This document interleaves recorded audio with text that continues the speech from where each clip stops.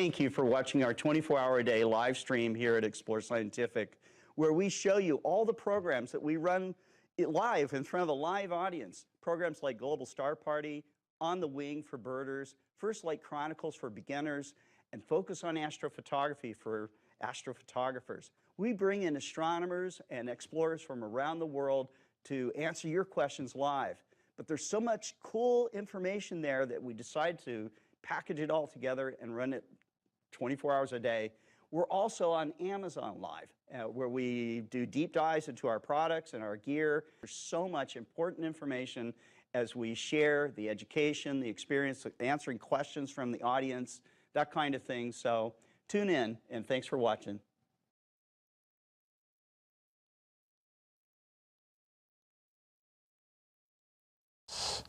On astrophotography, the early broadcast, warm up for the Amazon Live broadcast at 2 o'clock.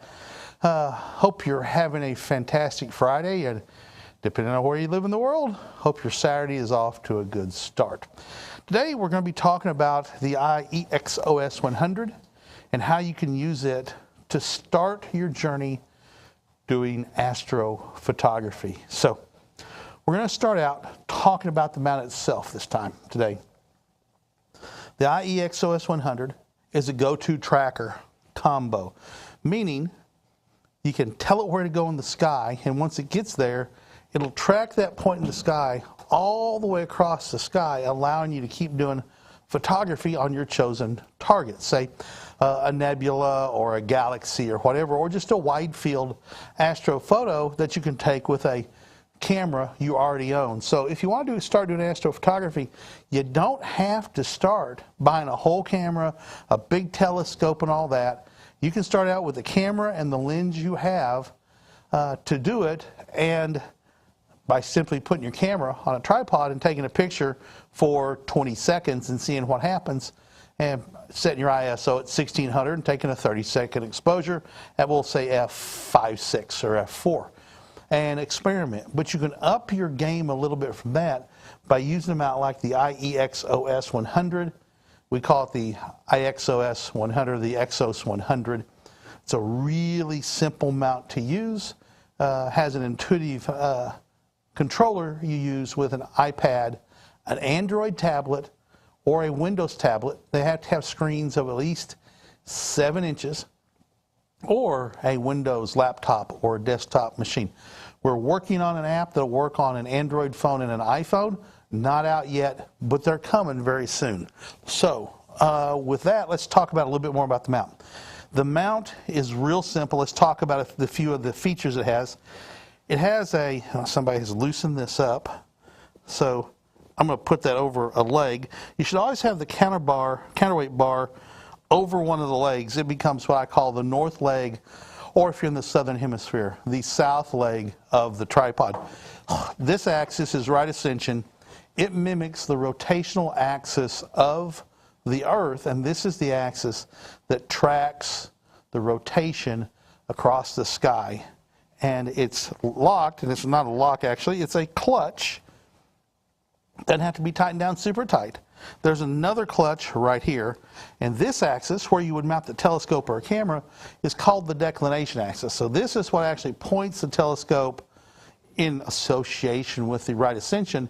The declination points at an object, right? So it points right there, we'll say.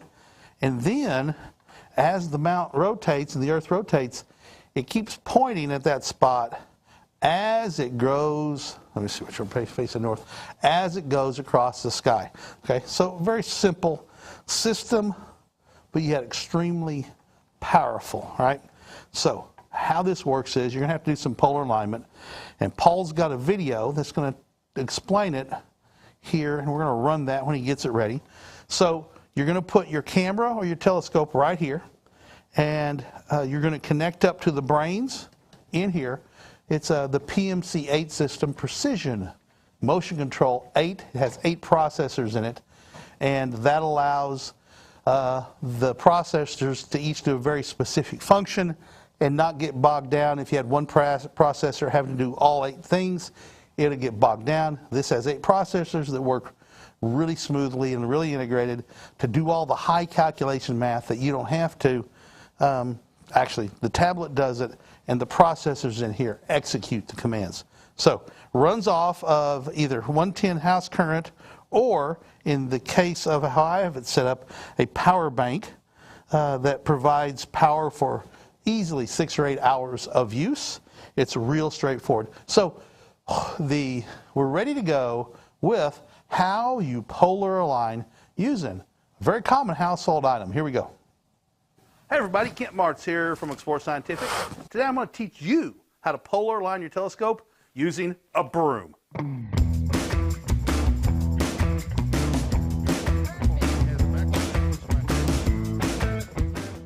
Why do you need to polar align? Well, with a telescope that has an equatorial mount, you have to get that equatorial axis lined up with the rotation of the Earth. And to do that, we're going to start with the tripod. We're going to decide which one of these legs is going to point north, and we're going to set the tripod down so that leg is pointed north. First thing I'm going to do is use a level to make sure my tripod is level, so if it's tipped one side or the other, that's going to cause your polar alignment to not be accurate. So we're going to use a level for that purpose. Then we're going to take a compass, and just to make sure that I've got it pointed north, I'm going to use the compass, line up, and go, yep, that looks like it's pointed north. So here's what I'm going to do now. And this is where the broom comes in. The broom becomes a measurement device, if you will. So I'm going to put the broom on the ground with the tip of it right against the north leg of the tripod. And I'm going to back away, and I'm going to use the compass. I'm going to close one eye, and I'm going to use the compass to make sure that the broom is lined up with north, right? And so I can tell I'm off just a little bit. So I'm going to move the tripod just a little bit, and I'm going to turn the broom, and the broom is what I'm seeing that line with to line up. So closing one eye, now my broom is lined up perfectly to magnetic north. Right here is we're going to talk about something called magnetic declination. The magnetic north is not true north. The difference between true north and magnetic north can be off by as much as 15 or 16 degrees if you live on the east coast or west coast of the United States. Around the world, it varies, and you have to figure out what that is for where you live. Because if you point at magnetic north, you're not going to be pointing at true north. You could be off by 15 degrees. Your go-to will never be accurate. So for this system to work, you have to know what that offset is and be able to program that into your compass. We're going to provide a link to a website and a video that talks about that a whole lot more. Now, we're going to make sure that the tripod is not angled wrong. I'm going to use a small tape measure, and we're simply going to come down here and being careful not to move the broom, and I'm going to measure the distance from the tripod leg to the center of the broom. That is 470 centimeters.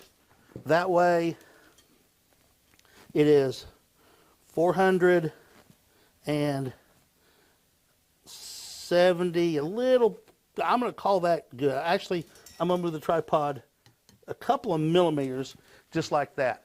So now, we know that we're lined up true north with that leg, and these two legs are the equal distance from right here. So it's not pushed that way or that way. So now that we have the tripod with a good alignment to the north, we have to put the head on the mount. And that's going to entail this. We're going to be very careful when we do this, because we don't want to move the tripod. We're going to put it on and simply screw on the polar head just like this. Remembering everything's going to the north.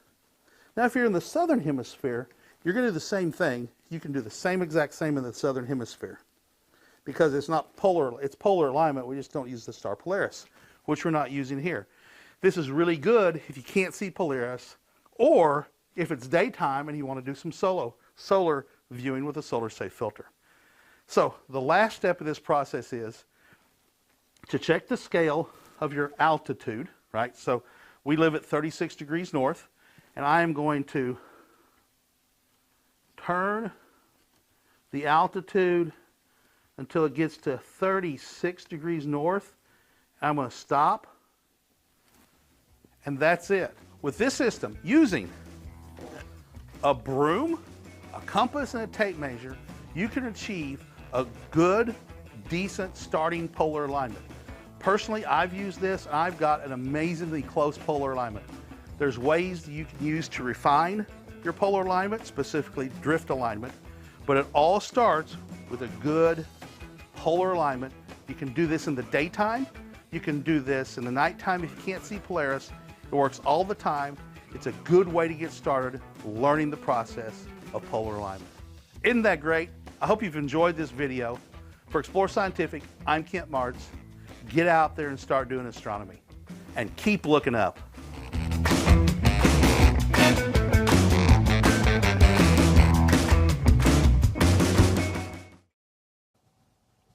And there you go. Now you know how to get a sometimes really good polar alignment with a broom and a compass.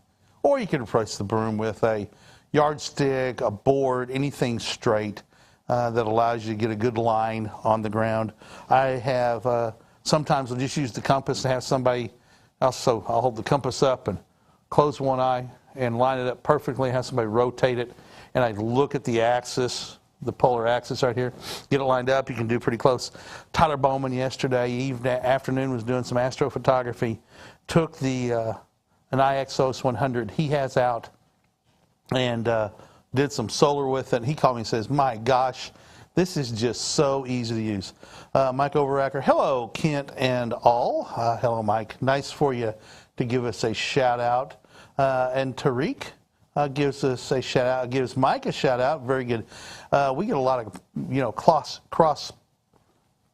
talk in the chat where they have their own little conversations going on. It's great fun to see that. Astro World TV, I have one, works awesome with our Canon 6D video coming. Hey, we would love to see some of that and share it with through our channels, Astro World TV. We would love that mightily. So, Tyler was we doing would very much be happy to mightily happy play mightily. that It would just be and all giddy. feature it. We would be giddy even. All right, so Tyler was out doing some solar. He set it up, polar aligned it with a compass, and it's in his backyard, so he has a really good idea where north is. And it was off a little bit, and he just used the left, right, up, down buttons to get centered on the sun, and then he tapped the sync button on Explore Stars. The sync button functions as to tell them out, I salute, you wanted me to salute, the program says, okay, I salute to the sun. We center it up and we say, now the sun's centered. It will then track the sun all the way across the sky. It'll turn in both right ascension and declination. So you wouldn't want to have that happen doing astrophotography of nebulas and stuff. But for solar, the short exposures works fine. Mike Overacker, I plan on trying that broom trick the next time I set up an EQ mount. Mike, give us feedback. You have my email, I know. Let me know how it goes. It's pretty handy and it works really well. Has some others popping in. So those will pop up on my screen in a minute. I see them coming in. So you've got an Exos 100. It's $599. Very powerful. Like I said, it can go to and track anything, any object in the sky.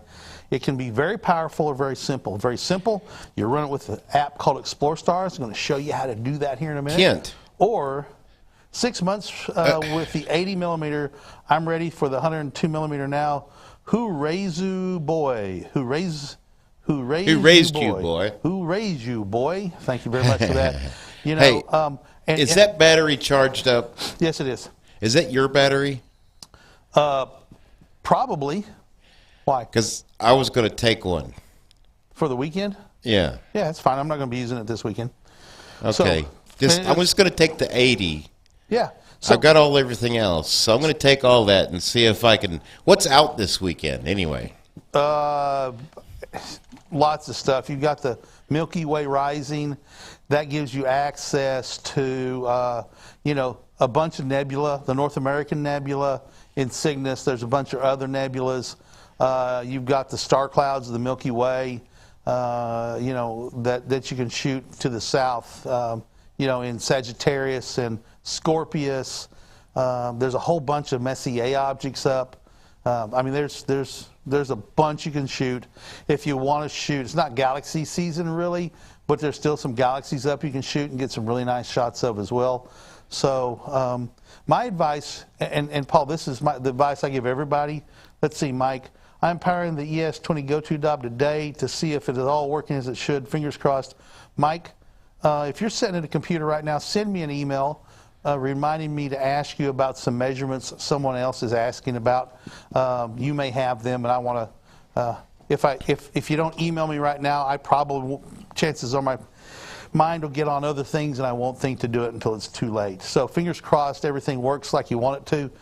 If it's like my projects, Mike, it's not going to work like you want it to. You're going to have to do some troubleshooting. But hey, that's the fun of doing projects yourself, is you have to figure things out. It makes you learn things really well. All right, so you've got the mount. We haven't talked about what runs it. It's run by 2 micro stepper motors. These are digital stepper motors. Previous iterations of a lot of Go-To mounts have used servo motors. Those servo motors, when you apply power to them, they're full power. They just run.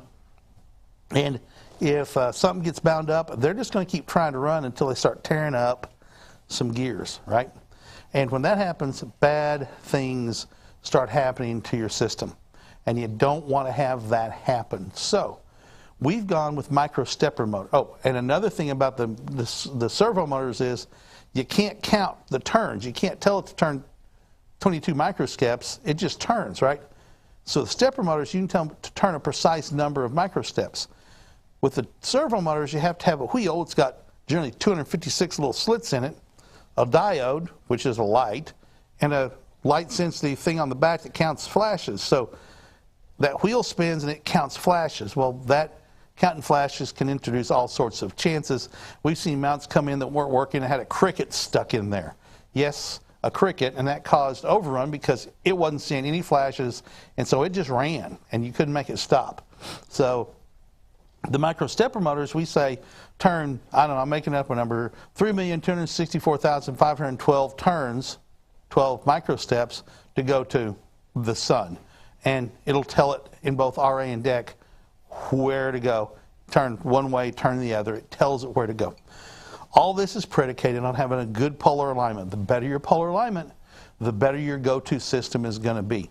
So work on a good polar alignment. And one thing people forget is, especially with longer telescopes, if your polar alignment is pointed directly at Polaris, like my finger's pointing at the camera lens, which we'll say is Polaris, and your telescope's pointed off over here 3 degrees, every single Go-To you have is going to be off by 3 degrees in some direction, right? So you need to work to get your telescope, or your polar axis, and your telescope pointed at the same spot in the sky so the Go-Tos are effective, right? Okay, so I'm going to power this up, turn it on, and there we go. Let's see what we got here. Yep, 5 lights on the battery pack. And what I want to do, I want to put my camera on the tripod. How do you do that? Well, here's the problem you face. Cameras are not designed to go on a tripod, a telescope tripod. Yeah. So we came up with our DSLR camera adapter, which is going to simply screw into the bottom of the camera just like a tripod would. All right, it's a 1/4 to 20, just like everything else. It comes with a bail handle, like the bail on a paint can, and I'm just going to flip it up and tighten it down. My fat fingers struggle to do this because, you know, fat fingers, little channel, little thing, but I'm going to get it on there and get it nice and tight. I'm going to get good and tight. It actually has a slot so you can use a screwdriver or a coin. I wouldn't go all Arnold Schwarzenegger on it, but you want to get it tight so the camera won't move. Now we've adapted the camera to do just exactly the same thing that a telescope has on it, a mini Vixen dovetail. And we're going to slide it on there. And I know that's about the balance point. And I'm not going to worry about the balance too much. People get wound up and say, oh, it's out of balance, I can't balance it, blah, blah, blah. Well, let's see how close it is, okay? So balance-wise, that's pretty good right there. And I know the left-right is good. So I could operate this without any counterweights, and it's going to run fine. It's not going to reach the torque limits. Oh, torque limits. Because there's circuit boards in here and these are digital stepper motors, we can set on the circuit boards through an app and tell it to have this much torque. And if that torque is exceeded, which basically think of as being so much out of balance that it gets heavy and the motor could begin to grind, it's going to let go. The digital stepper motor is just going to go try to push, stop, try to push, stop, try to push, stop. It's going to make a chattering sound, but it's not going to do anything other than lose the micro step counts. No big deal. Use the left, right, up, down. Get it back home. Work on your balance. Go again. Right? So here we go. I want to take pictures of something up in the sky with my DSLR, so I'm going to open up my tablet. I've already downloaded the Explore Stars app. And the beautiful thing is, before you ever get them out, you can download the app right now on your tablet and start playing with it to learn where all the controls are. And when you get your mount, you can power it up, and we can go to, well, tap Wi-Fi, because the mount is putting out a Wi-Fi signal. What time is it, Paul? 1:56. Okay, so I'm going to connect this up, and here at 2 o'clock, we're going to go dead for a minute or so and launch live into Amazon Live and then come back on the stream you're watching now. Is your email on that tab? Mine? No. What email is on there? There is no Personal? email on this tablet. I don't know what the email is. No idea. Man, Why? I think that we can grab that screen and put it up on, We'll work on that for next week. That would be awesome if we could figure that out. because if all I got to do is send you the link, is Sure. your text messages attached to that? Don't think so.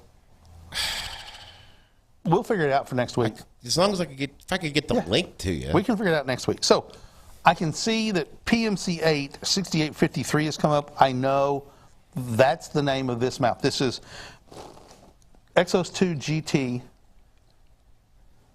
PMC8 6358. Okay, that's his name. Tap on it. Now, if I'd never connected to it before, I'd have to put in the password PMC, all uppercase letters, dash, capital E, and then spell out the word 8. So PMC8, and there we go. Easy to do, and I'm now connected. So I'm going to double tap my app to make sure I'm not running Explore Stars in the background. I'm not. So I'm going to launch Explore Stars. It's going to launch. I'm going to grab the virtual joystick, and there it goes. It's moving. And now I'm going to tap menu, catalog. I want to take, we'll say it's night. I want to take a picture of a Messier object. And what's up? Let's find something up. It'll tell us what's not up. M33. M31. The Andromeda Galaxy's up. It's night, but it's really not. So I'm going to tap the object. I'm going to tap Slew to, and I'm going to tap Go to. And here we go. We're going to rotate to the position where the Andromeda Galaxy is, and it's going to rotate both in right ascension, this way, which is the way the Earth turns, and in declination. Now it's going to point at the spot in the sky, and so we can tell just from where it is, this way's north, that's pointing to the extreme northwest right on the horizon. The Andromeda Galaxy would be very difficult to shoot, probably trees in the way, but we're going to act like we can see it. And so we now have our camera pointed at it. We're going to work on our focus, right? And we're going to focus it. And once we get, first we're going to zoom. And let's say we want to zoom in on it all the way. This is a 105 millimeter. I'm going to use gaffer's tape or painter's tape to tape this down. And then I'm going to focus as best I can by taking pictures and looking at it. And I'm going to get it in focus. I'm going to tape that down too. And now you're ready to start taking pictures. How do you do it? You set the ISO to say, I don't know, pick 3200 and shoot for 1 minute and go on down the road. If you Andromeda is not centered up perfectly, you can move it left, right, up, and down, and then tap sync, and it's going to follow it across the sky. Now, it's going to be you moving in left, right, both declination RA. You want to get it into a good polar alignment. That takes a little bit of work, but we want you to start finding success early. Shoot for 30 seconds, right? And the beauty of this is you take a bunch of pictures and then you use the program, Registax or other free programs, to stack up all your pictures. And through the miracle of signal to noise, all the stars and the galaxy is signal. The noise is all random and the noise disappears. And you can take one picture that doesn't look like much of anything and stack up 10 and it starts looking fantastic. Then you got to manipulate it using GIMP, which is a Photoshop-like program. We're going to switch over right now to Amazon Live. So we're going to bow out, come back in, and I'm going to start over on this. Sorry to start over, but hey, so it goes. Bye. See you in a second.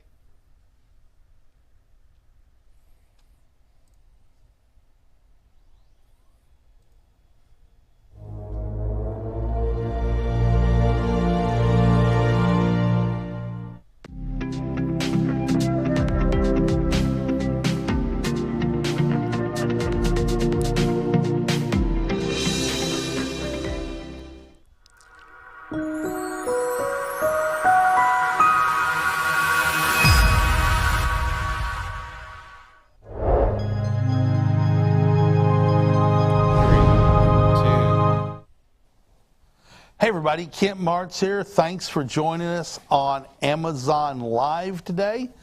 We've got this going out on the live stream to everyone in the world out there. For those of you that don't know, Amazon Live is a platform they launched last year that is full of live broadcasts. And if you go to Amazon Live, which you probably have since you're probably watching this on Amazon Live, we are in there with a lot of beauty and skin and jewelry and all sorts of stuff. Not a lot of technology channels out there. We're, as far as we can tell, we're one of the only technology channels out there. We talk a lot about astronomy and astrophotography and birding and sports optics and STEM education toys, things like that. Today we're doing a focus on astrophotography. Paul is apparently walking into the frame. No, I just thought it won't work because you have to take it off the Wi-Fi and connect the Wi-Fi to here. Mm-hmm. Bluetooth? Nope. Paul, you're hiding behind the camera. Paul's trying to figure out a way to get my screen off my tablet into his switch so he can show you what's going on the screen. I don't have chat up over here either. So if you're out there on Amazon Live right now, you can chat us up. If you're out there on a live stream, you can chat us up as well. There's Paul. He's going to walk over there, bang on the computer, and he's mulling this over how to get the live image off of my screen so we can broadcast it easily and you can see what's going on. Paul's not feeling good today. He's more grumpy than he used to be, than his usual good old self. So we'll get to chat up here in a minute. So if you have any questions, comments, observations, whatever. Today we're talking about the IEXOS 100. It's over in your carousel on Amazon Live. You can pick it up for a great price. The device is designed for DSLR cameras and lens systems, which many of you already have, or small telescopes like a 70 or I'm getting ready to put on an ED80. I'm going to show you how to hook up a camera to an ED80 as well. So here we go. I've got a DSLR setup. We have a camera adapter that we sell that allows you to easily connect your camera to the telescope mount with what's called a mini Vixen dovetail. So we make that. It's longer than about anything else out there in the market that'll attach to a camera. There's some short ones, but you couldn't balance the camera real well by moving it forwards and backwards. So we came up with that hot foot right there. The Exos 100 is dead simple to use. Very simple, very easy to get started, but yet very powerful. Once you get past the point of you've learned, you start taking astrophotography, we don't recommend using the program that runs this, Explore Stars, for astrophotography after you get past a certain point, which is real quick. We recommend that you use a Windows computer or desktop and wire in hardwired and control it wired. Why? Because wired is a robust connection that is basically impossible to disrupt. Wi-Fi, somebody next door turns on a microwave oven and you may lose your Wi-Fi connection. Some guy with a ham radio or a CB fires up and keys his mic, you may lose it. You get in a place where there's 3,000 or 4,000 people, all of them with hotspots, and all accessing the internet and using Wi-Fi, local Wi-Fi, it's going to interfere. You're not going to get a clear channel, and the mount's not going to really operate well. Ran into that problem when I tried to use a bigger sibling to this one, the Exos 2 GT with PMC8. Harold Block says, more coffee, Paul. Absolutely, but Paul doesn't drink coffee. So, which is not to say he's not caffeine free. Hang on, he's digging into something. Oh, it's a rock star or something. Oh, it's Bang. Oh, it's a Bang. Yeah, he's getting his caffeine all right, just not through the good traditional coffee, everybody. Coffee's evil. So Pekka says, howdies, Kent and everyone watching. Hello, Pekka. Thank you for tuning in from Sweden. I hope you had a great day. I saw on Facebook yesterday that you had a really nice moonshot. So I hope you're getting some solar images as well. Pekka uses some gear, and he has come a long way in the past year, both in his moon photography and his solar photography. So, it's awesome to see that progress. I've got a question. Go ahead.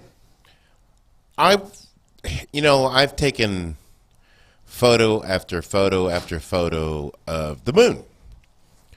And since the moon basically it's always the same side facing me, and it will be for the next eternity, as far as I can see. Effectively, yes.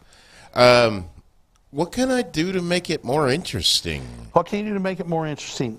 Start using longer focal lengths. When you take pictures of the moon, you're really taking, when you observe the moon, you really start looking at the terminator. That's where day turns into night. That's the line where it transitions from sun to shade. Why? Because that gives you 3 dimensions. And, wide field astrophotography, which, the moon would come into that. It's not real wide field, but it's not, tiny pinprick either. To put it in perspective, the Andromeda Galaxy, M31 and M31, is 6 diameters of the moon across, photographically. Visually, it's smaller than the moon, but photographically, the thing is huge in the sky. So that's wide field, would be something like that. But you're on the moon with a digital camera. There's only really so much you can do to zoom in. That's where coming up with longer focal length telescopes gives you the ability to zoom in and start taking individual features, crater complexes, relays, valleys, cliffs, excuse me, things like that. You start concentrating on more finer, smaller images of the sun. And Pekka said something I was literally going to say, film the sequence. So what you want to do is, over the 28 to 29 day period of the moon, take a picture of the moon every night, and at some point you have to go get up in the morning, and then you take pictures of it in the daytime as well, and you can create a composite image, not composite, but a sequence image, one after the other, and stack them together and put them in circles, a spiral into the center or something, and be creative on how you place those pictures and show the different phases of the moon as it goes through its 28-day cycle. You can also show how the moon wobbles during its cycle, because if you look at just a sphere, you can see exactly 50% of that sphere. The moon's a sphere, effectively. Yeah, I know it's an oblate, flattened, whatever. Okay, but it's a sphere. Because it wobbles back and forth just a little bit, you can see like 61% of the moon. So there's things on this side of the moon you can see sometimes and not, and there's things on this side of the moon that you can see sometimes and sometimes not. That's always fun to, over the course of a year, animate a GIF that shows how the moon wobbles back and forth. All sorts of creative projects to do, but after you shot day 4 of the moon for 6 months, a 4-day-old moon, it starts looking the same. Some people play with the contrast because you can create what effectively is a geological map, a materials map of the moon, because you can see where it's rich in titanium and other minerals. And Pekka says, and the captured sequence and AstroTracker 3 and then sharpen the picture. That pops out from Astrostacker in Registack 6. Final touch-up in Photoshop or GIMP just to powder the noise. So that's powder the nose, excuse me. Andromeda up in your screen right now. So what Peck is talking about in doing the moon is take, 200 pictures of the moon in sequence, almost like a video, and then stack them up. And the details that you can tease out of those using the programs he talked about, Astrostacker 2, there's other programs that'll stack up.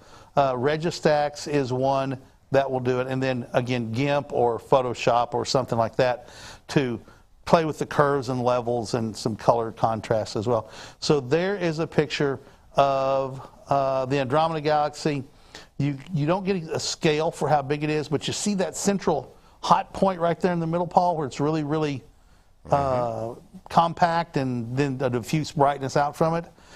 You can see that naked eye, and that's smaller than a full moon. But look look across it from where you can see, and imagine what it would take. Fold it in half, or fold it in thirds, and then fold that in half, so you create fold marks so you get a sixth of it. That's how big the moon is.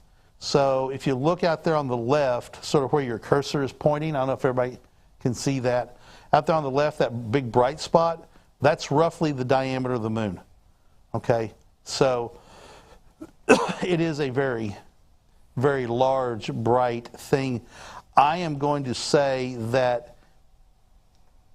is that the background? Okay, that's a background there. Okay, there you go. That's a moon map. The blue stuff is titanium. I can't remember what the red stuff is, but by tweaking the contrast, you can bring out and highlight a mineral map of the moon. So simple photography, and you can do some really cool work to see what minerals are dominant on the moon. Some people can actually see some colors in the moon. I sometimes can, but I think I'm imagining because I want to see it so bad. I think it's the brightness of it. It just overwhelms everything, And you got to realize the moon is like a 10% gray. I mean, it's really dark, but it still reflects a massive amount of light. That's what's cool. So, all right. So let's go talk to the Exos 100 real quick. I've got my camera mounted. I've got a polar alignment. So that's a key thing, having the and using it well. Tripod level. So the tripod is on level. Pointed a good polar alignment. So this axis right here is pointed at the north celestial pole or the south celestial pole, one or the other. And then this counterweight bar right here, straight down, parallel down, and the camera pointed at the north celestial pole, centered on the north celestial pole. If all those things are there, the go-to is going to be pretty darn accurate. So I've connected up to the mount, as we talked about a little bit ago. So my tablet, and let's talk about this. Explore Stars will run on an iPad, Android tablet, or a Windows tablet with a screen of at least 7 inches. I know you want it to work on a tablet with smaller screens or on a phone. It won't. Yet. It will, but the buttons will be so small you can't make them work, so it won't work. Although technically the program will run, it won't work. Or you can run Explore Stars on a Windows tablet or desktop computer. Now then, we're working on a app that will run on Explore Stars app that will run on your Android or iPhone.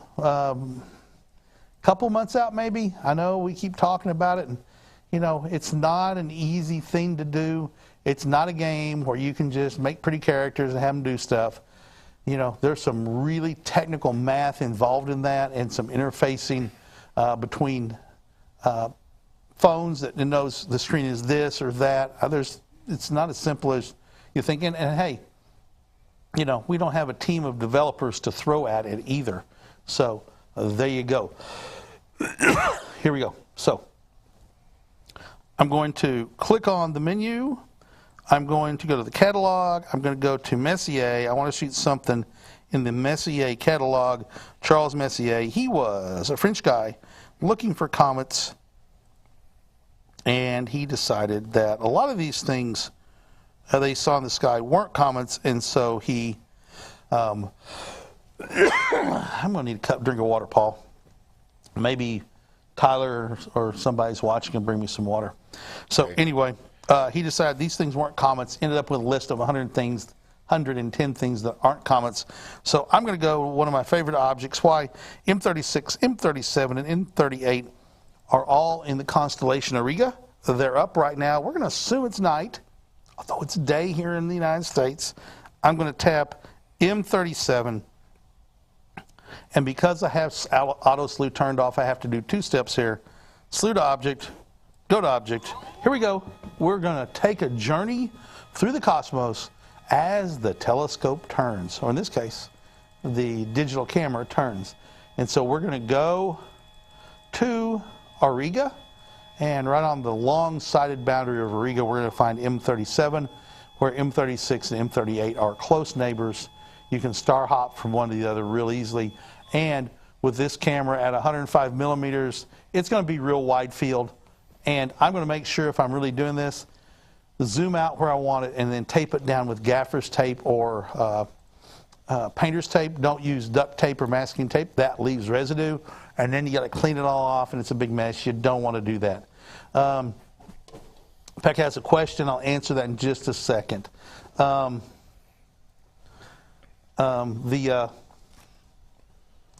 Focus, same thing. You got to tape it down. And some Amit Dinez said, wash your hands doing all that coughing in your hand. Absolutely, but if I had to stop and wash my hands every time there was a broadcast, wouldn't do it. We wipe this stuff down with some sanitizer wipes as we go through the day. And Pekka says, does the app have a polar alignment assistance? Yes, Pekka, it does. It has what's called a 2-star alignment. And we can actually go through that. I haven't done that on the broadcast in a while. So, Kent, yes. Got a question. Yes. Oh, no, Paul has a question. So if you look on the screen, what do you do if you hit this screen?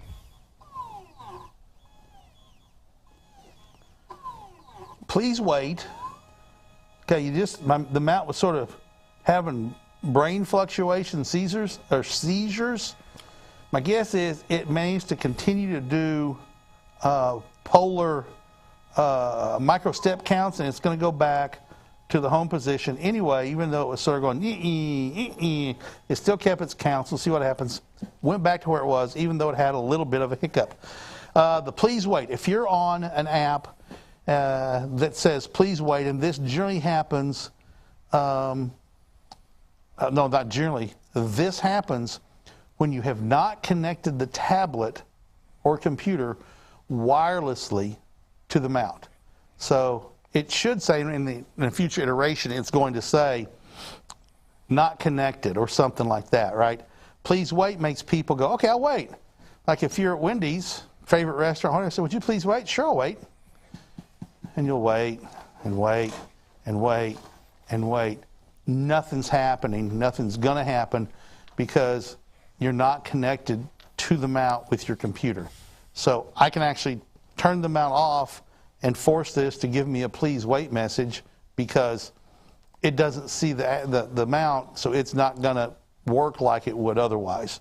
So please wait means you're not connected. There was a glitch in Windows 10 at one point where you could not connect, and we created a workaround because Microsoft fixed bugs, but they disabled other features as well, and that created chaos for us. But that pretty well has fixed itself. So Pekka asked about a polar alignment routine. Yes, there is. So we're going to do it real simple. We're going to tap Menu.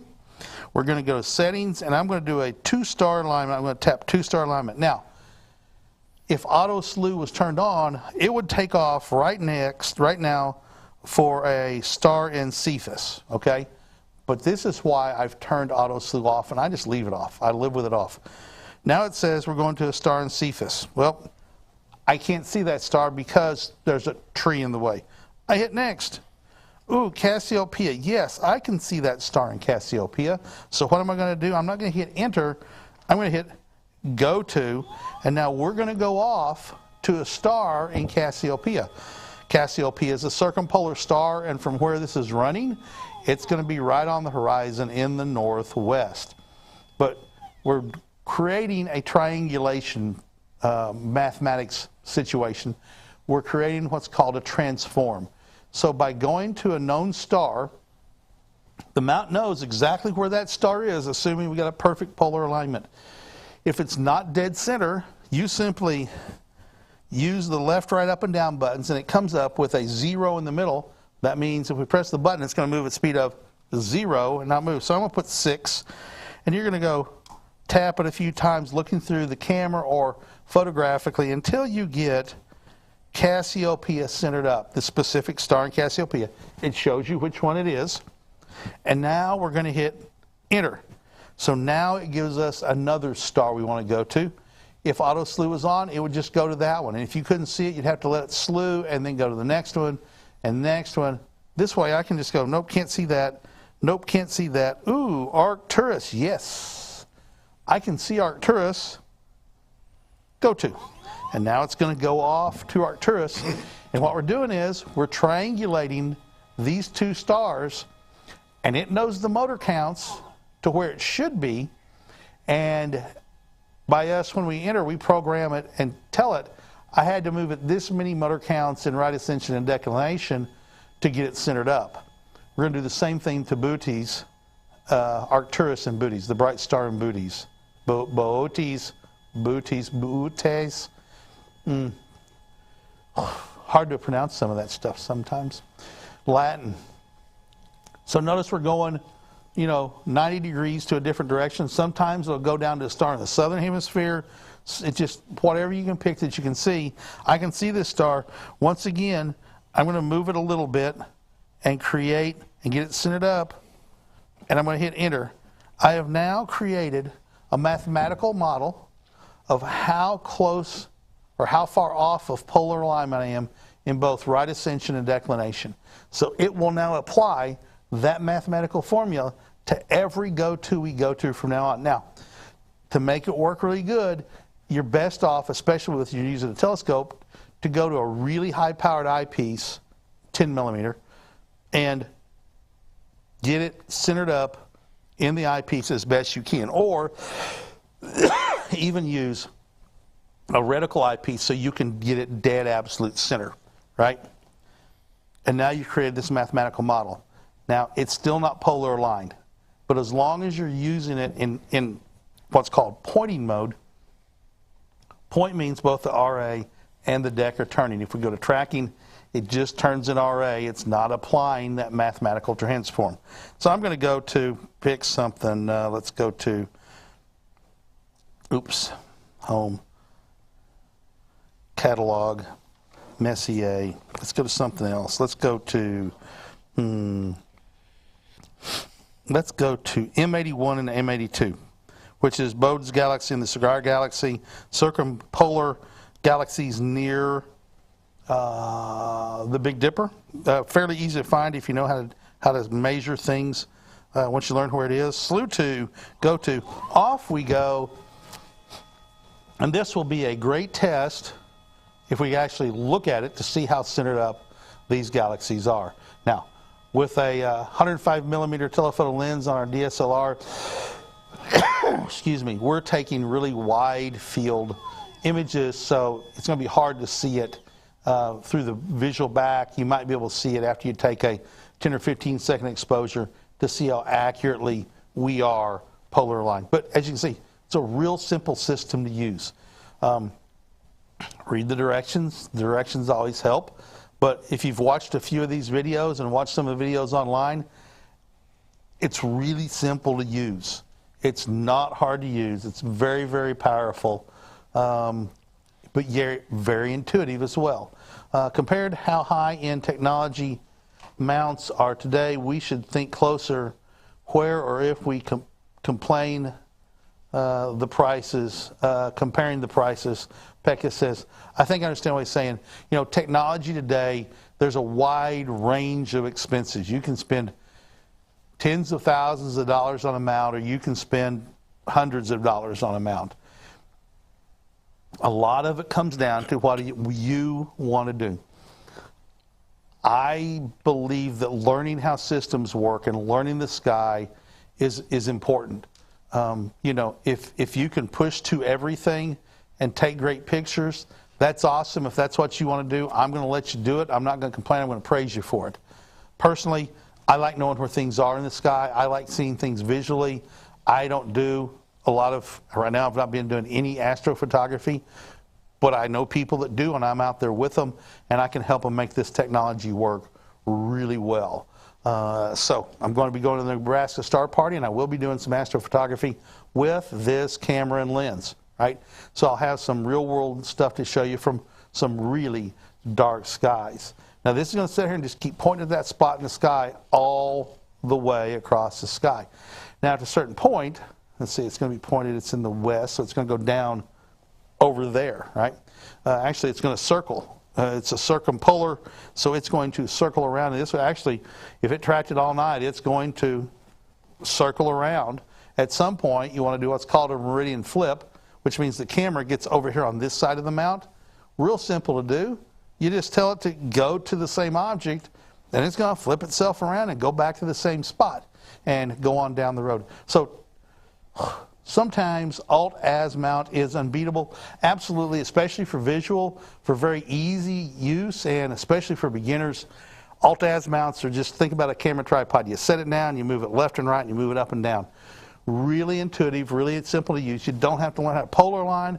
You just have to plunk it down, and then you have to figure out where things are in the sky to know how to point it, because it's totally manual, right? I think there are some go-to Alt-Az mounts out there, but for astrophotography, because both the up and down and left and right, the azimuth and altitude are both moving, to track that object in a circle across the sky, it's got to go over, actually it's got to go over and down and over and down and over and down and over and down and over and down. For astrophotography, you want to make that smooth arc. Why? Because it keeps that star on the same place. It doesn't make a little jaggy. And a lot of times you can see those in some pictures. But for visual, great way to get started. Really inexpensive as well. Some really high quality Alt-Az mounts out there. We sell one. In fact, Noah just came back in. Noah, put up the Mazzo one over in the carousel for us, please, so they can take a look at that. So this is how you do it with a camera and a lens you have. I want people to get started and to find success really early. I've had customers who spent money on 127s and big 8-inch Newtonians and go-to systems, and all that big gear lets you magnify what you're taking pictures of, but it also magnifies every mistake you make. A lot of frustration there, right? So I want you to be able to take a picture right off the bat and go easy. So using a DSLR, one way of doing it. Now I'm going to park the telescope, the mount, and I'm going to take off the camera, and I'm going to put on an Essential Series ED80. So this is an 80 millimeter telescope from Explore Scientific. It's over in the carousel. A surprisingly low price over there. I'll just say what it is. $899 over in the Amazon Live carousel right now. So I'm going to take the camera off the mount.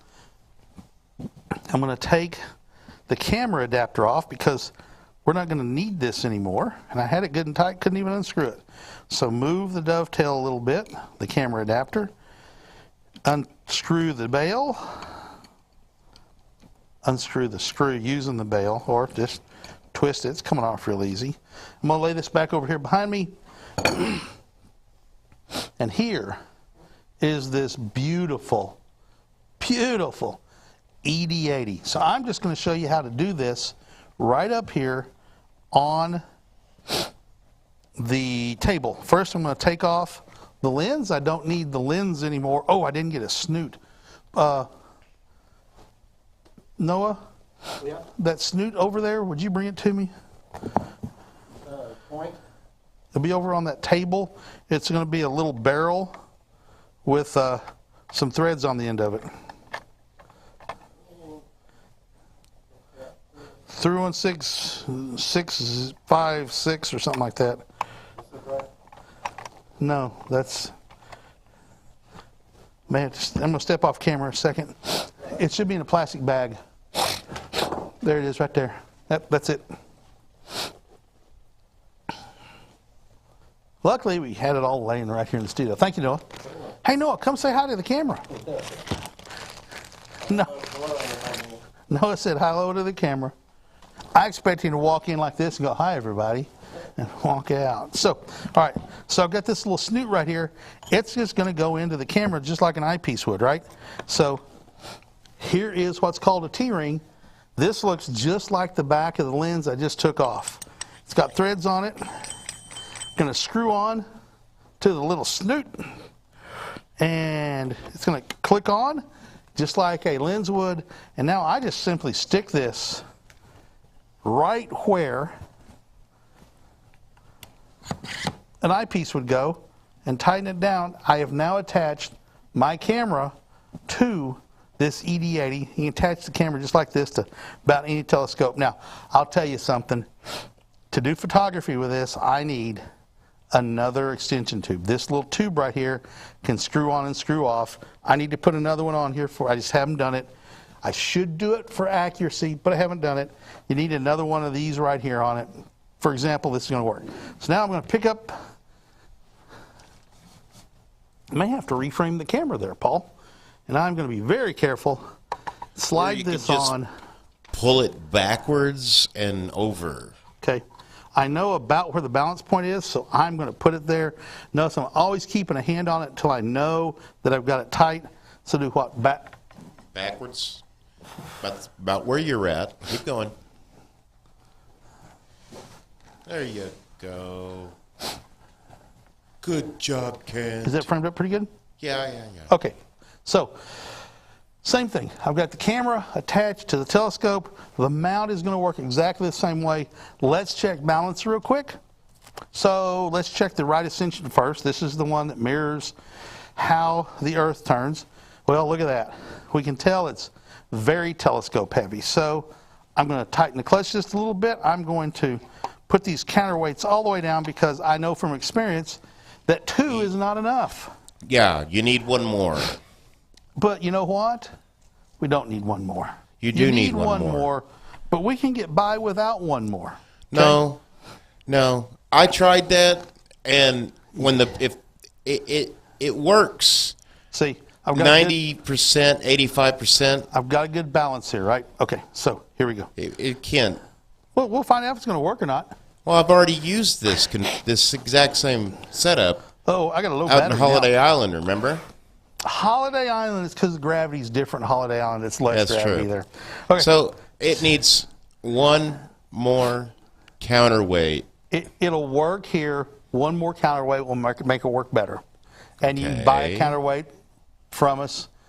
I don't know if we have the counterweights up on Amazon Live or Amazon or not, but we need to probably get them up there. So here we go. Okay. We're going to go to catalog, solar, and I've got my dust cover, lens cap on, yibbity-dip. Sun, slew to, go to, off it goes. And we're not going to strike the table. Yes, we did. It doesn't hurt anything.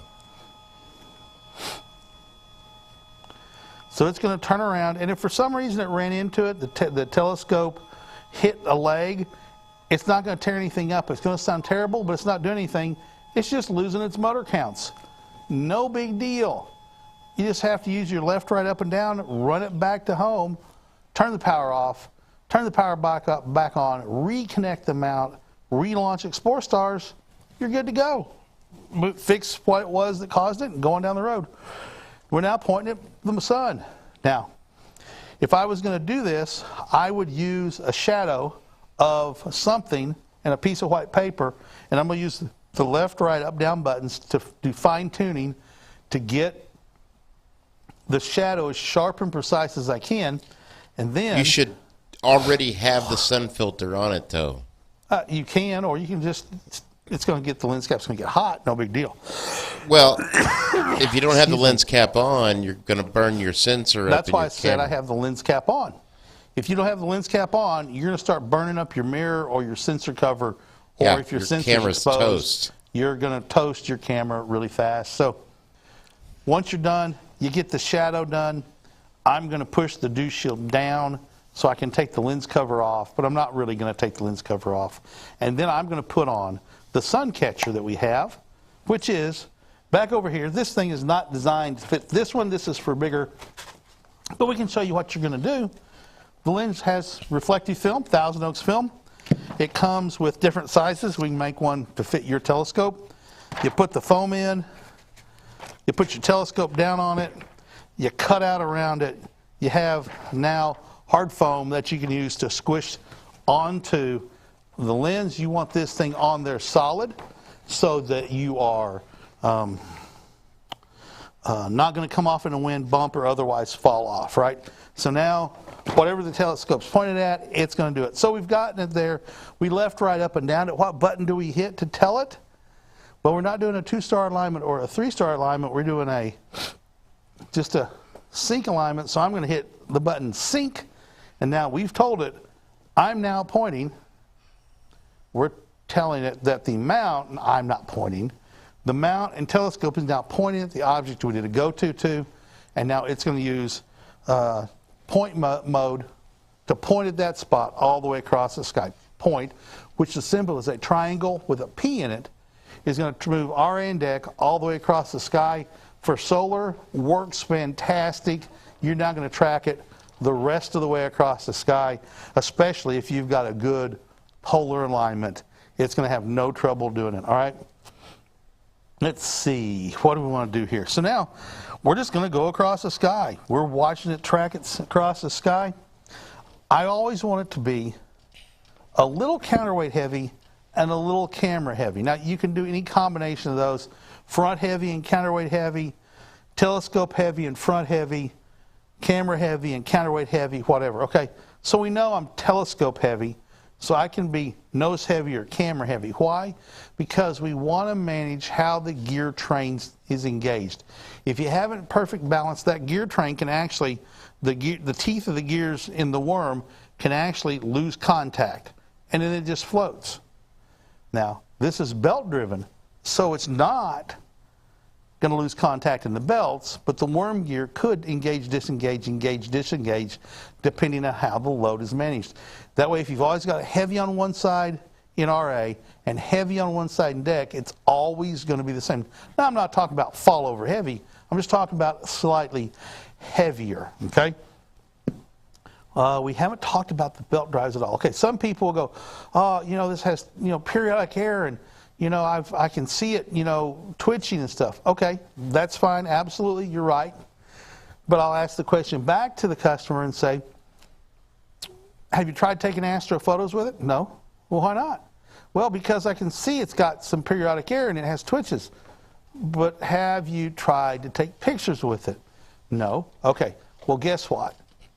The answer is that the periodic error, except for one instance, is so minor that the scintillation of the sky, the twinkling of the stars, overwhelms the minor amount of periodic error. What's periodic error? Where a gear train runs either fast or slow. So a lot of times you'll see it run fast, and then it gets past the error point and it slows back down, and it creates, on really high magnification, it can create blurring of the stars, absolutely. However, modern astrophotography doesn't rely on routines where you teach them out where the periodic error is. It relies on a guide scope. You put a guide scope here, which is a little telescope with a little astro camera, and it looks up at the sky and it finds a bright star and it locks onto it.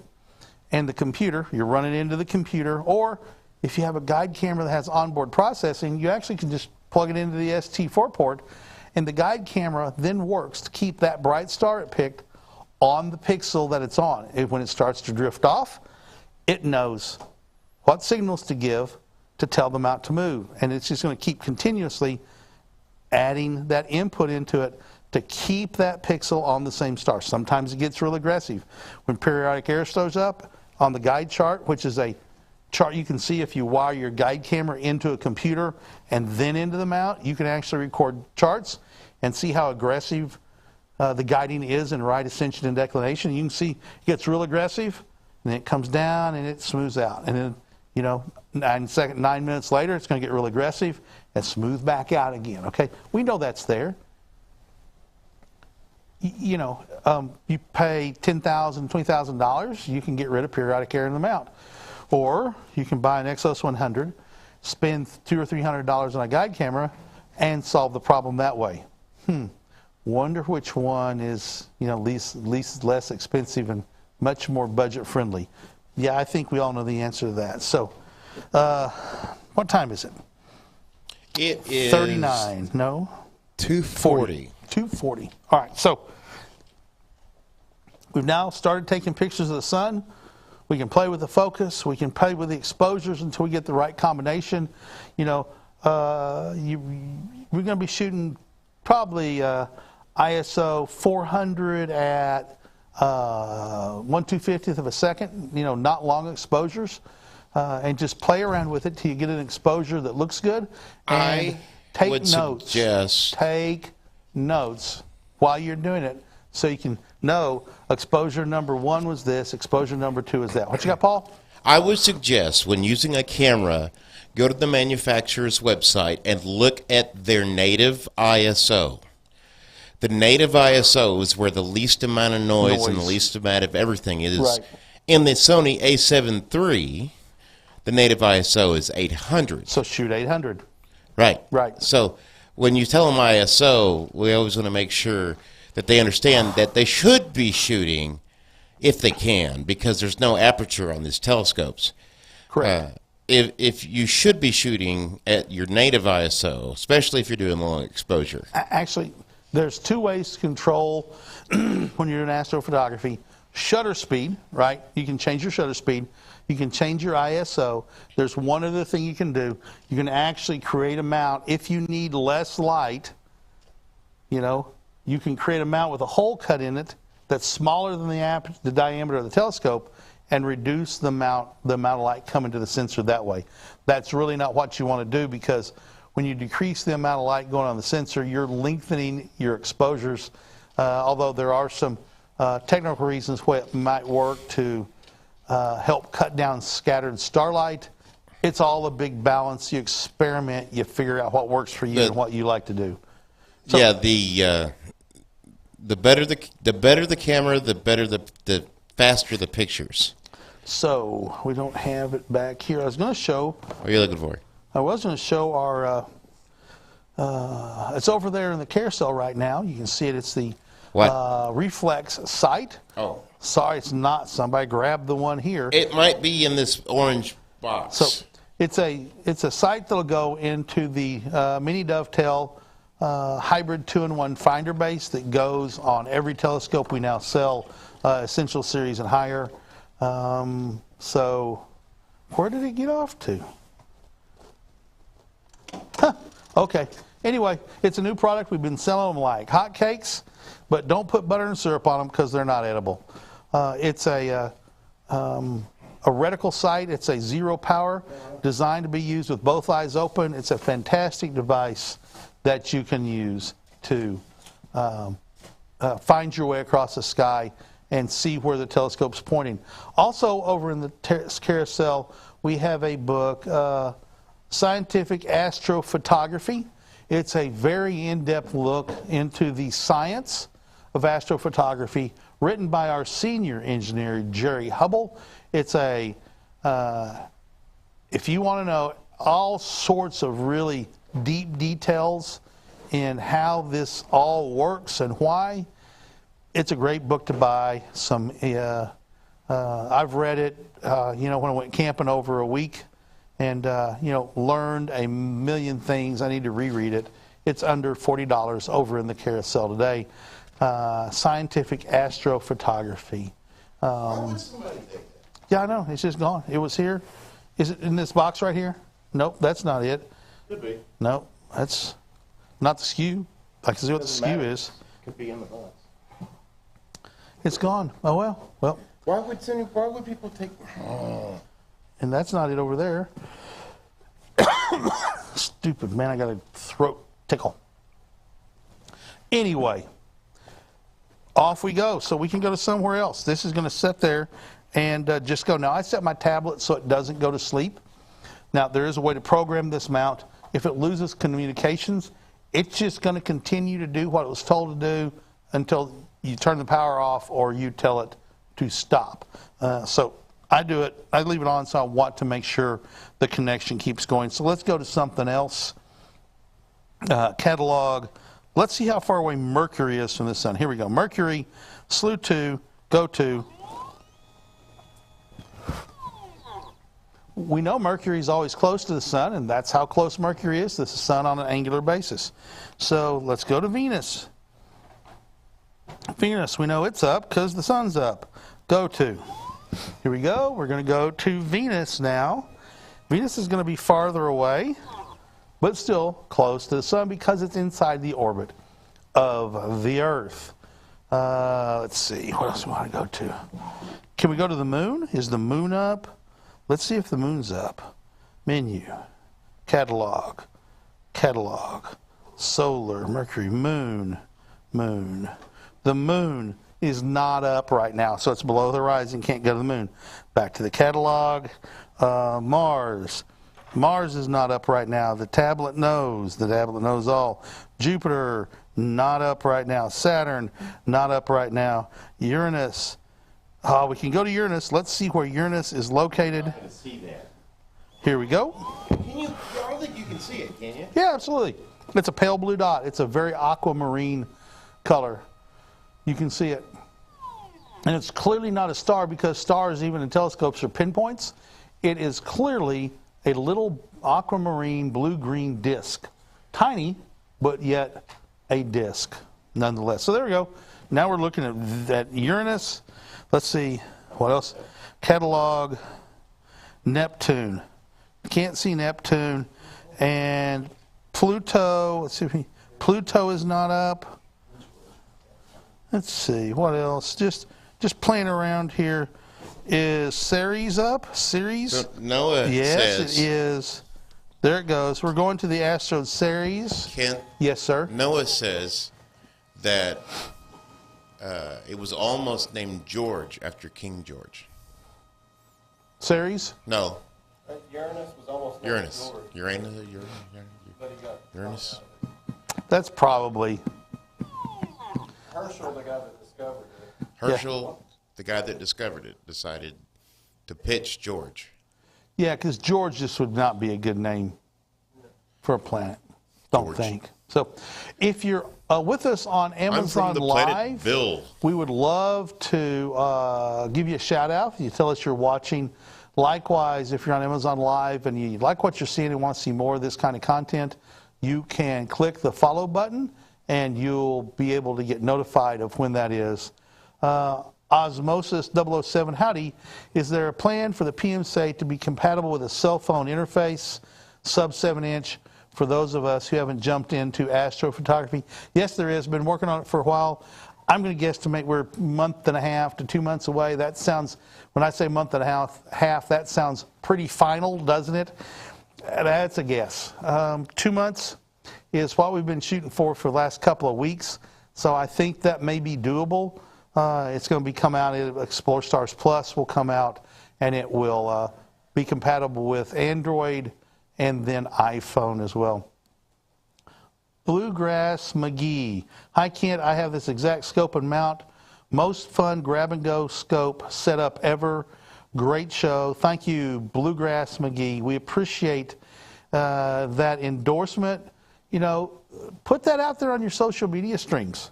Put a review up on Amazon Live, on our Amazon product page. Those things help us immensely. You know, there are people out there who will post negative reviews on stuff who we don't believe ever have touched the product, but they like to say bad things about it. But we love it when we see people post out there on their streams comments like that with pictures to prove it, because the proof is in the astrophotography now, isn't it? Now this is there, Mr. this is McGee. I was looking at earlier and trying to figure out where what I could do with the moon. See, now if I That's need a to call fake- Elon, my buddy Elon, That's a fake picture. I call my buddy Elon and have him send me up. No, actually, this is from NASA's website. I don't know. Kent, that's where I got it. I was believe NASA. it still looks. You sure it was NASA? NASA, not Yes, fake it's NASA. Because that looks superimposed. No, what it is, they're using a really long focal length. Still looks. It's real Kent. Still looks. All right, hang on just a minute. superimposed. I always have to prove stuff with you guys, and you never take my word for anything. No, I'm just saying it. Just my sniffer goes off. Okay, so here we go. Hang on just a minute. Does it say if it's a NASA picture? It should tell us when and who took it and what camera it was, what platform it was on. ISS is going to be my guess here. So all NASA photos will have that on it.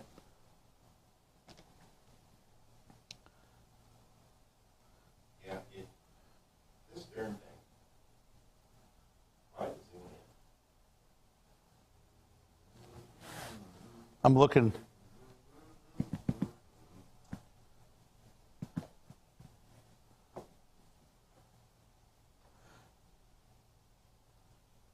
See?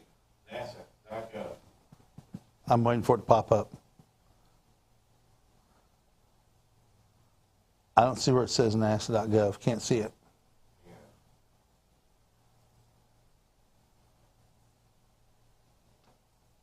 There's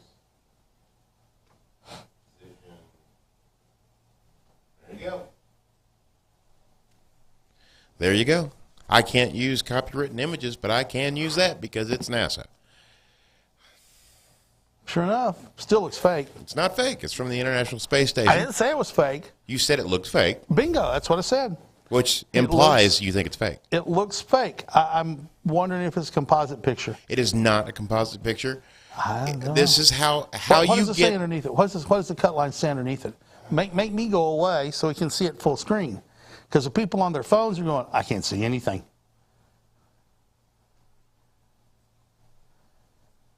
Yeah, Pekka says you should not see the moon because I can see it now. What does it say at the bottom? I can't read it. It's too small on the screen. What does it say down there, Paul?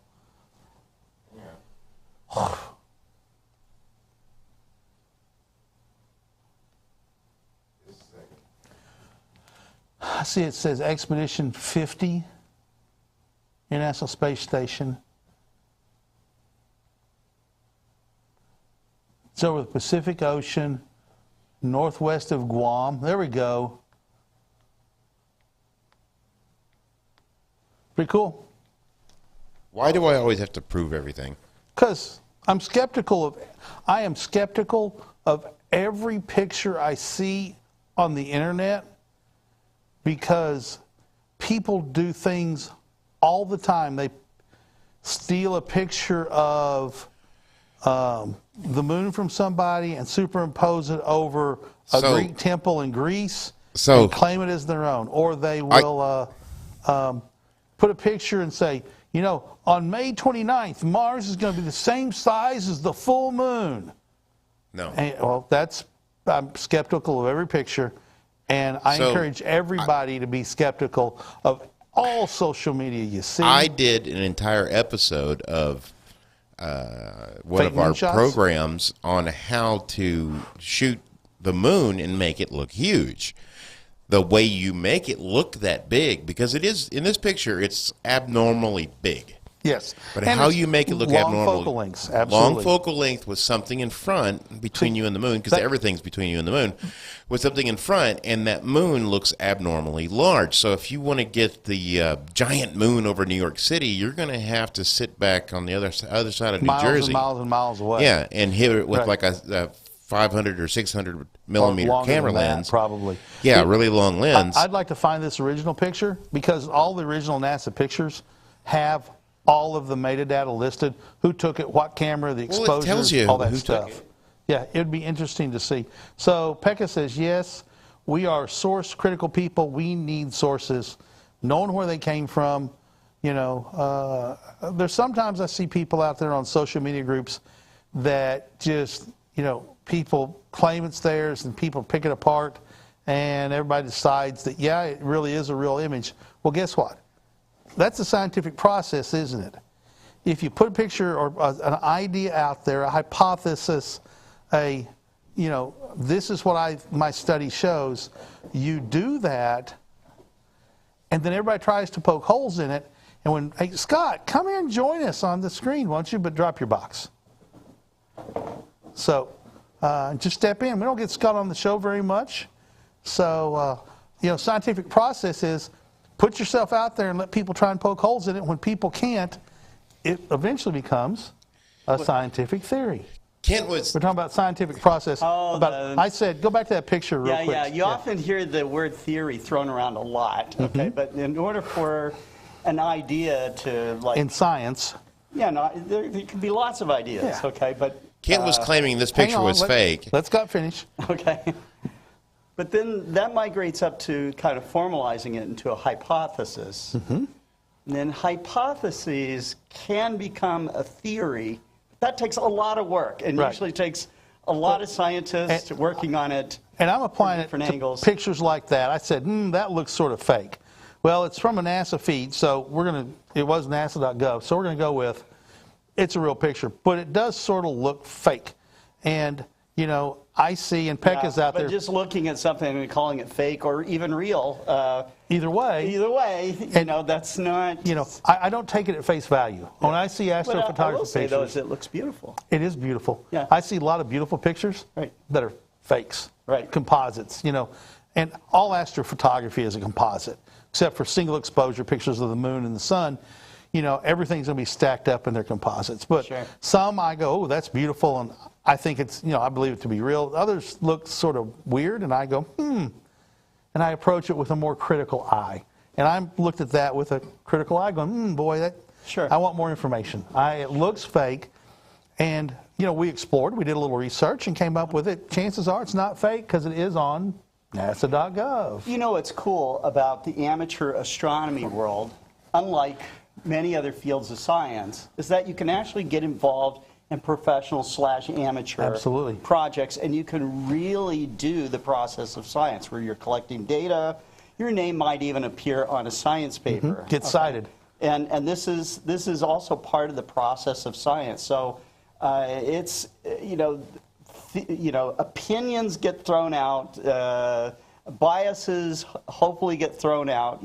These are all things that can happen and have happened in science, but that's not the process of science. And so if you think of the way that science works, it is something that is always ongoing, as trying to portray a more accurate picture of nature. Right. That's what the pursuit is. That's the pursuit, is having a more accurate depiction of nature. Right. Yeah. So when we recently the Explorer Alliance went to Mount Wilson Observatory, and we saw Wendy Friedman. Now, Dr. Wendy Friedman is known for studying something called the Hubble constant. Okay. This is a yardstick that Edwin Hubble came up with to measure the size of the universe. Well, since Edwin Hubble's time, okay, back in the maybe 20s or 30s when he developed this, scientists have been trying to refine this constant, okay, and it is based on measuring standard candles, which mean standard types of stars and their brightness. Cepheid variables generally. That would be one of them for sure. There are others, but they get when you're taking, if I walked into a room and I had a recorder.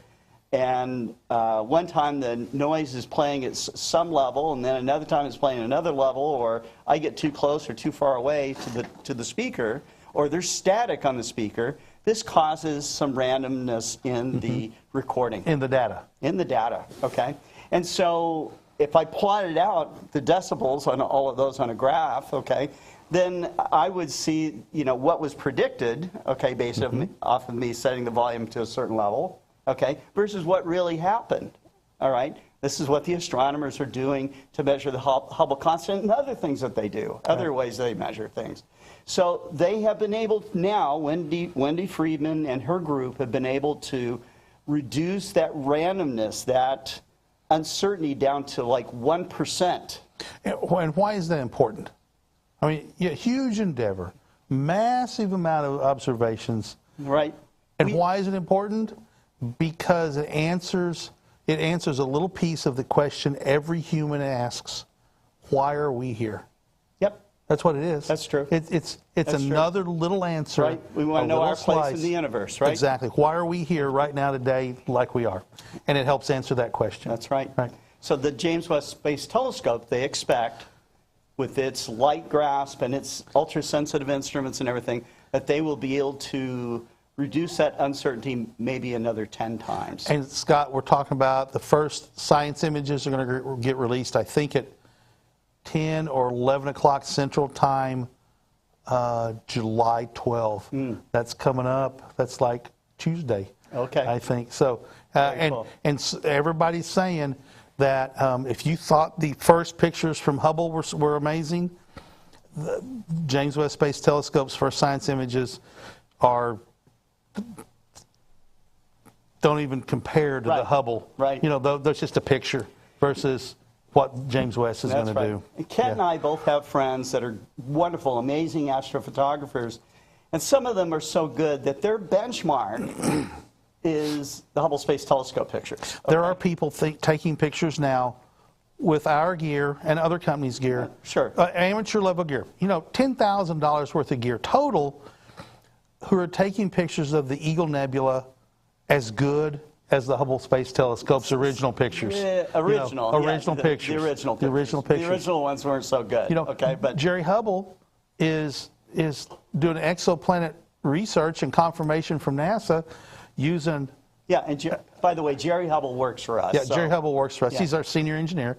He's using a $300 diffuser filter and confirming NASA exoplanet candidates for NASA using a 165 millimeter telescope from Explore Scientific. That's right. And a mount from Explore Scientific. Yeah, amazing. You can do this with the backyard. Yeah, it's effectively a backyard telescope. Yeah. So, but he takes an extremely scientific approach. Right. But he knows exactly what he's doing. All right, so Scott, we're past my 3 o'clock cutoff. Yeah. I do have work to do today. Okay. Besides this, this is work, but I have other things to do. It's nice to get Scott on every once in a while. And for those of you who don't know, Scott's the founder and president of Explore Scientific.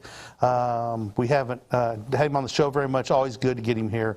He is on a lot of the shows, but he hadn't been on Amazon Live very much. So for all of those people, quite capable people here for that. So yeah, but I know where Paul's over there and Noah's over there. I'm just a guy up here rattling off stuff. So Scott, I appreciate that very much. Thank you very much. You guys take care and have a great weekend. So we're getting ready to sign off. If you have not followed us, please click that follow button.